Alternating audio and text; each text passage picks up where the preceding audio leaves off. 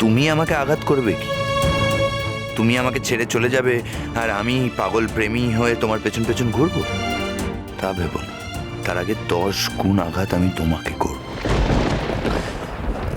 বলছি তোমার সাথে আমার কিছু আলোচনা আছে। হ্যাঁ, আজকাল আমি একটু ব্যস্ত থাকবো, তারপরে।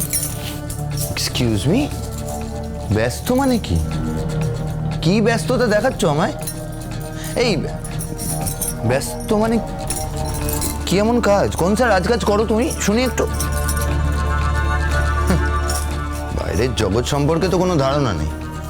আর সায়নী আসার পর থেকে আমি লক্ষ্য করেছি এ বাড়ির কাজকাম তো সব সায়নীই করে। কার সঙ্গে কার তুলনা করছো? সায়নীর সঙ্গে আমার কখনো তুলনা হয়? উনি হলেন রূপে গুণে লক্ষ্মী সরস্বতী। ইনি ঘরে বাইরে দুদিকে খুব ভালো সামলাতে পারেন, তার সঙ্গে সঙ্গে তোমাকে। সেটা বুঝতে পেরেছো তাহলে? কোনটা? ওই যে ও আমাকে সামলাতে পারে। হ্যাঁ, না বোঝার কি আছে? উনি তো নিজের মুখেই বলেন যে তুমি ওনার বেস্ট ফ্রেন্ড। সম্পর্কটা এখন আর শুধু ফ্রেন্ডশিপে থাকবে না। মানে? সেটাই ভেবেছিলাম আলোচনা করবো। তা তুমি তো বলছো তোমার সময় নেই। কি আলোচনা ছিল? ওই যে বললাম, সম্পর্কটা এখন আর বন্ধুত্বে আটকে থাকবে না। আমি একটা ডিসিশন নিয়েছি। ডিসিশনটা কি তুমি নিয়েছো? হ্যাঁ, কেন নিতে পারি না? আর দেখো, অনেক চেষ্টা করলাম, ফাইনালি বুঝতে পারলাম যে তোমার সাথে আমার ঠিক জমছে না। তাছাড়া তোমারও অন্য মনের মানুষ আছে। আমি নিজেকে তোমার সাথে মেলাতে পারছি না। তাই ভাবছি সায়নীর সাথে সেটেল করব। তুমি সায়নীর সাথে সেটেল করবে, সেজন্য আমার চরিত্রহানি করার কি দরকার ছিল সমুদ্র? তুমি তো একজন পুরুষ মানুষ, তোমার ক্ষমতা আছে, প্রতিপত্তি আছে, নাম যশ আছে। এই পৃথিবীর প্রায় অর্ধেকটা তো তোমাদেরই।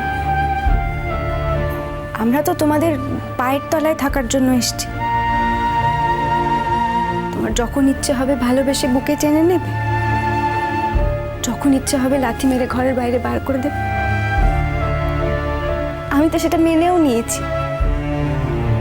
তাহলে শুধু শুধু তুমি বিয়ে করবে বলে একটা রিজুদা খাড়া করার তো কোনো দরকার নেই।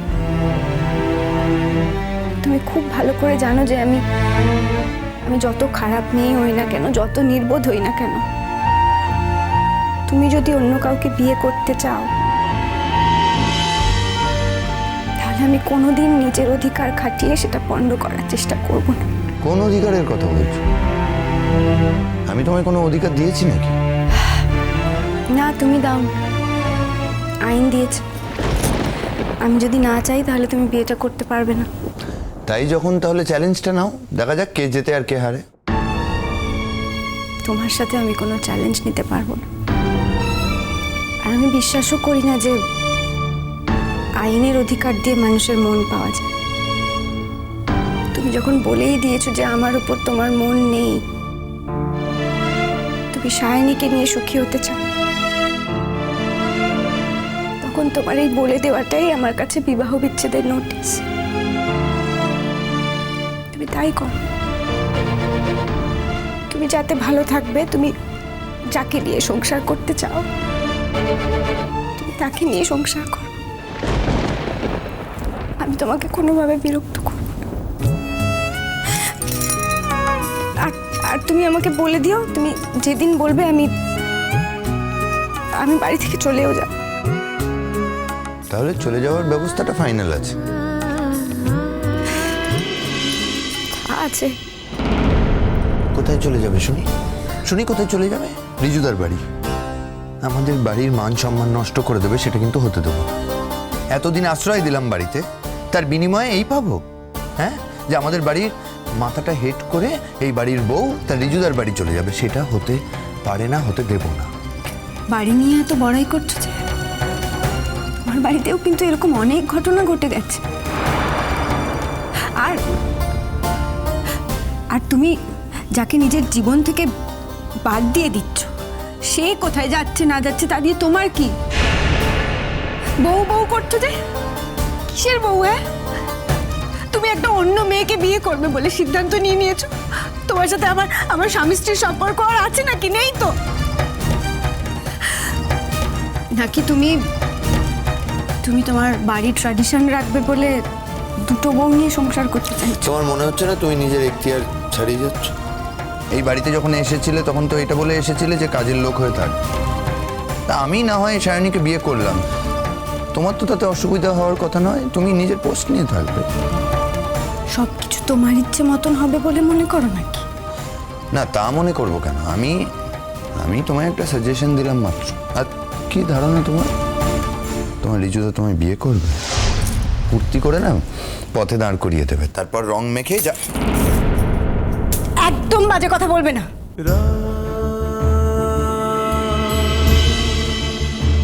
বাহ, বেশ ঝাঁজ আছে তো তোমার।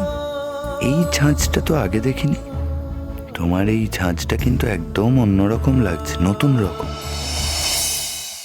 কি হলো ম্যাডাম? আরে খাওয়া দাওয়া তো অনেক হলো, এদিকে তো আশীর্বাদের সময় পার হয়ে যাচ্ছে। এবার মেয়েটাকে আনুন। হ্যাঁ, বুঝতেই তো পারছেন আমাদের একমাত্র মেয়ে একটু সাজগোজ করছে আর কান্নাকাটি করছে অনেকক্ষণ থেকে। এ আবার কি কথা? এতক্ষণ ধরে তো সাজছে। তা যে মেয়ে এতক্ষণ ধরে সাজে সে আবার কাঁদবে কেন? এই তো ওর বাবা আনতে গেছে, এক্ষুনি নিয়ে আসবে।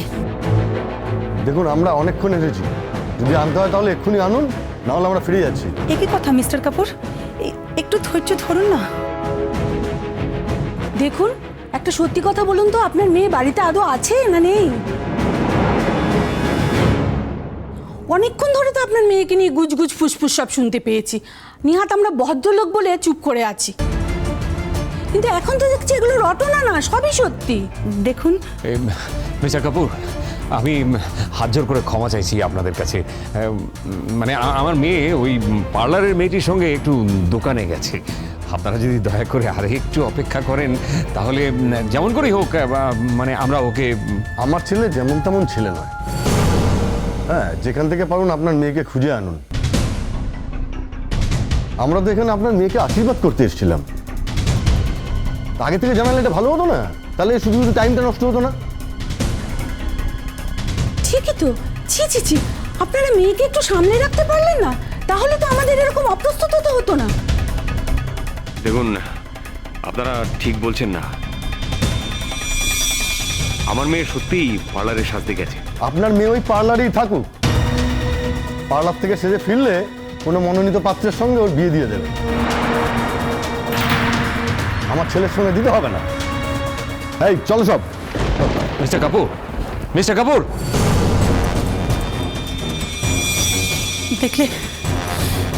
দেখলে মেয়েটাকে সর্বনাশ করলো। খারাপ। এখন আমার কাছে কেঁদে কেটে কি হবে? যে মেয়ে আমার মান সম্মান ডুবিয়েছে, যার জন্য ডুবিয়েছে, তাকে আমি কিছুতেই ক্ষমা করব না। আমার মেয়ের স্বাদ ছিল আগুনে ঝাঁপ দেবে। এখন দেখতে বলো আগুনের কত তাপ, আর আগুন কিভাবে সবকিছু জ্বালিয়ে পড়ে ছারখার করে দেয়।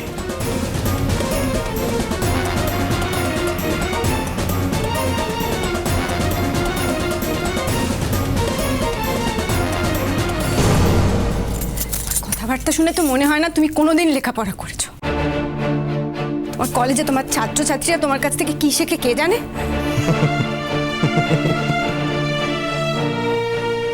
হাসছো কেন তুমি? তোমার মুখে না এই হাসিটা মানায় না। ছোট লোক কোথাকার।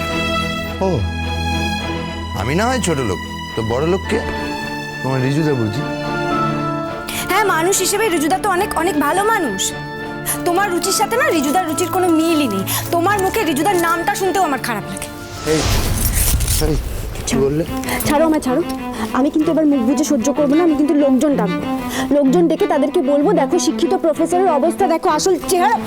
কি করবে? ডাকো লোক, ডাকো। তুই বললাম তো ছাড়ো, ডাকো লোক, ডাকো। ছাড়ো আমায়।